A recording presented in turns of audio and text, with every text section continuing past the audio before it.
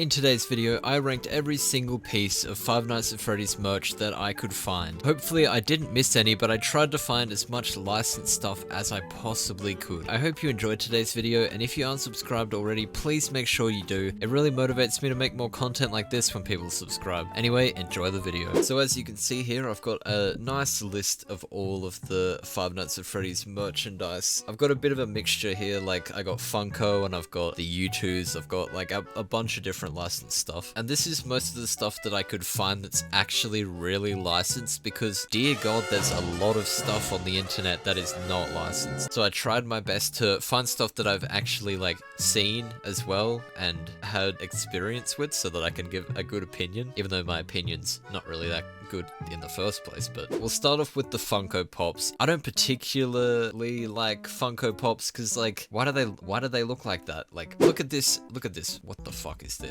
Whoever designed this has to get fired, I swear to god. But Five Nights at Freddy's ones are actually kinda decent. I mean, like, I have a Freddy one, as you can see right here. Look at him, he's great. I've had him since like 2018 or something, but he's been on my desk for years. So I'm gonna say the Freddy one at least. Wouldn't say he's S tier, definitely not, but maybe a B tier, maybe like in the middle. And the rest I'd say maybe like a C tier, just because they don't look that bad compared to other Funko Pops, but they still, you know, don't look the greatest compared to other things. Now next we have these, what even are these? These things, pint-sized heroes. This has to be the worst Five Nights at Freddy's piece of merchandise. Like, just look at this. What the fuck is wrong with Balloon Boy? My dude looks like he's straight out of Pokemon Shining Pearl. That is nothing to do with Five Nights at Freddy's. Wait, what the are these licensed? It's not loading, but I didn't put this on the list. I just didn't come across a MochiKoji Five Nights at Freddy's? Why is Mangle's head half transparent? But anyway, these pint-sized heroes, straight to D tier. Like, I don't,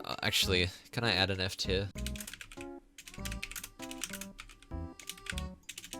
God, I can't spell.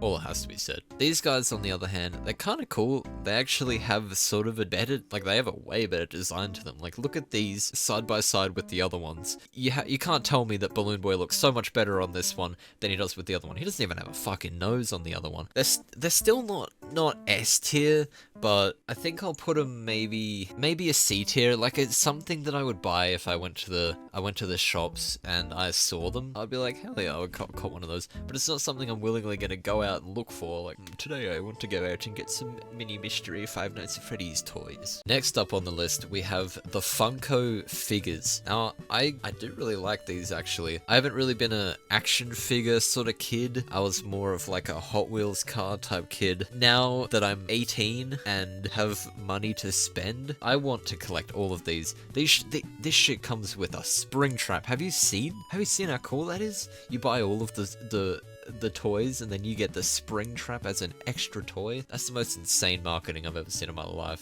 These have to go to at least an A tier. I really like it because they're cool if you put them on display, and then they also have the little spring trap in it, so it's a win-win. Five Nights at Freddy's stationery. Now this shit would have gone hard in primary school. When I was into FNAF in primary school, I had nothing to show for it except for my Silver Eyes book that I would bring to school and read, and that was it. But if these things were out when I was a kid, I would have bought every single one of these and just used them every day in class, and everyone else would have been able to see that I had no life. But they're cool and all, but they're kind of boring, so put them in a D tier. If I was a child, it would have been like an A tier, but I'm not that much of a child, you know what I mean? Okay, the Funko plushies. These things are amazing, but you know what? You want to know what else is amazing? Look at my Rockstar Freddy plushie. I bought this thing on AliExpress. Me and my friend purposefully looked for like the most cheap rip-off version of the actual Funko plushie, and it looks amazing. We named him Freddy. But the real licensed ones, they're pretty cool. I'll put them in,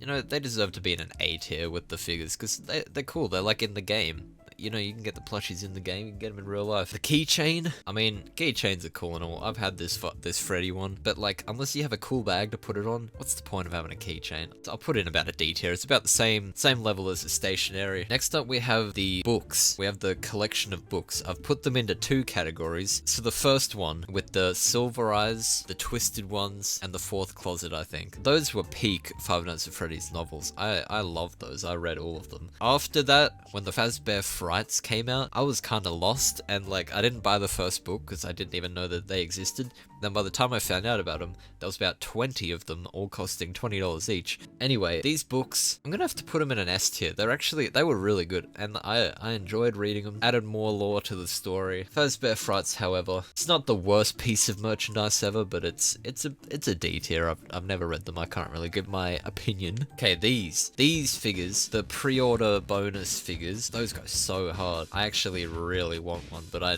didn't get the pre-order, so I can't. Okay, they're going in S tier. Those are really cool. I really want one. If I ever open a PO box and anyone's got one, send them my way, please. I'm begging. The U2's Five Nights at Freddy's collab was actually really cool. They're so much better than the Pop heads. Like, look at the Pop figures compared to the U2's. Like, U2's have that, like, closed eye look to it, but still, at least they don't have massive black void holes. I'll put them at an A tier. They deserve to be around with the cool merchandise. The thing that I forgot was the Cloak brand Five Nights at Freddy's collab. That was cool. If I had money, I would have bought some. It was really cool. I'll imaginarily put that in about a B tier, because I can't really rank the fabric and how it feels and stuff, but from the looks of it, it looks awesome, so I'll put it in about a B tier. Anyway, that's my Five Nights at Freddy's somewhat licensed merch tier list for what I could find. Hopefully you enjoyed it. Hopefully it gave you some insight on if you were looking at buying Five Nights at Freddy's merch, this is what